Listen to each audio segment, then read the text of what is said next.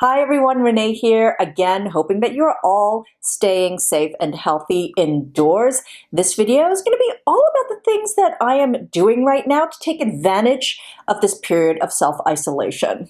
So I've got 3 things, which a lot of you already seem to be doing, which is great. And if not, this might be a time to consider some of these.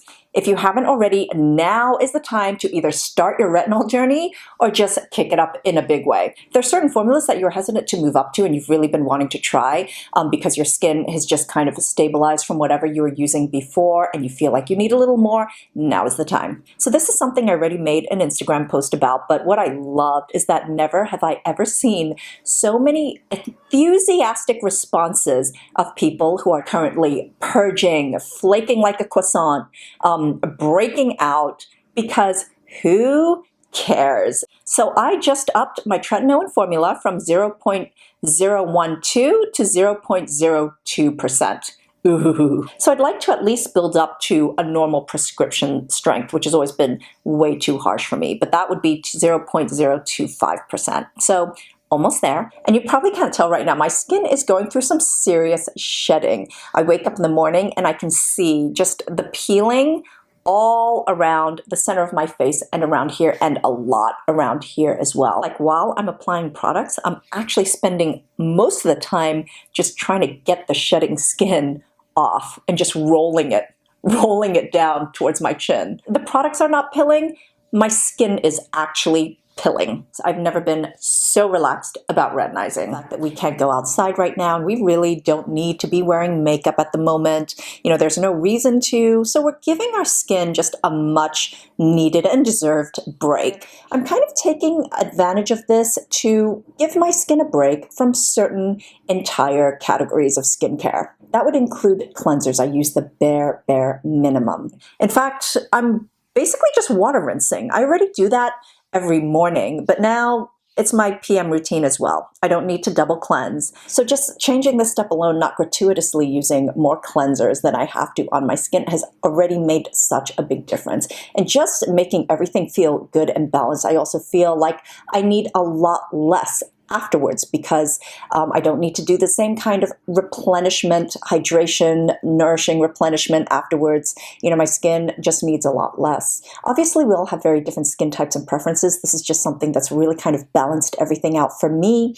But if you are someone who just feels that you need to keep up the cleansing, you know, in order for your skin to just feel good, then another category that I'm really giving my skin a break from right now is sunscreen. I'm not near my windows. I'm not ever getting any direct light coming onto me from my windows. And most of the time I have my shades drawn. I have these shades that filter the UV but still let light in, so you're not sitting like a vampire in complete darkness. And out of my own curiosity last year, I did actually test how much exposure I was getting with my La Roche-Posay UV tracker. My Skin Track UV is a sensor which measures how much exposure you're getting to the sun. So for a period of time, last summer, I did wear my Skin Track UV. I had it on me at all times. The sensor tracks UVA rays, and when I'm indoors, I'm not getting any exposure. So just because you are getting light, it doesn't necessarily mean you're being exposed to UVA. Some of you, though, do get a lot of sun exposure even while you're indoors, depending on whether you're working right by a window or your couch is there or you have floor to ceiling windows,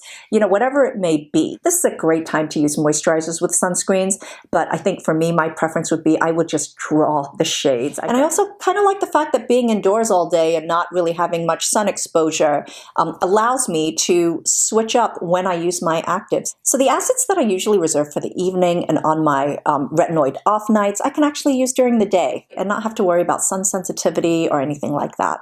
I'm just enjoying the simplicity right now of what I do and do not need. That doesn't mean that I'm not gratuitous in certain areas of skincare, like masks are definitely something that, you know, I really enjoy during this time. In fact, there are days where like a nourishing or, you know, decongesting mask is my entire daytime routine.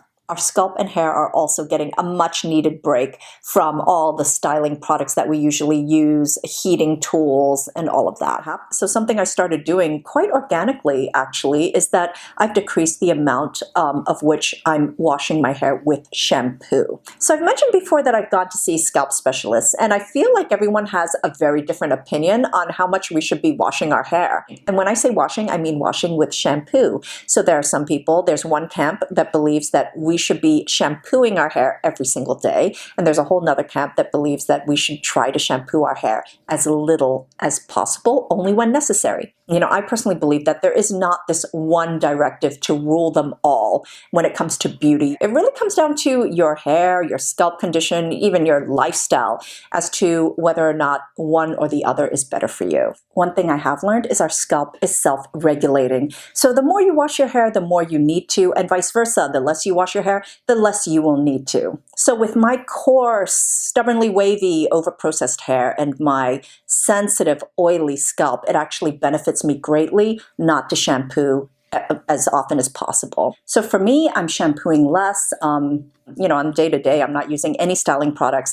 I do put hair oils on the ends of my hair. So right now I'm at a point where I actually only need to shampoo once a week, but maybe once or twice a week, I will do something called a co-wash, where you're basically washing hair, but you're skipping the shampoo step and you're going straight to conditioner, but you're also sort of really going through your scalp as well. So that's been working well for me, especially because I don't have the buildup of all these additional products that I usually put in my hair and around my scalp area. And I really haven't been feeling like I need more like I've had in the past when I tried to do this. So far, everything just feels clean and light. The hair around the crown of my head is not feeling weighed down and flat and greasy. So far, so good. So these are just 3 of the things that I've been doing since I've been in isolation. And I feel like there's never been a more convenient time. It's just, I can do it without any struggle. I would love to know some of the things that you guys are doing to take advantage of the fact that we are isolating.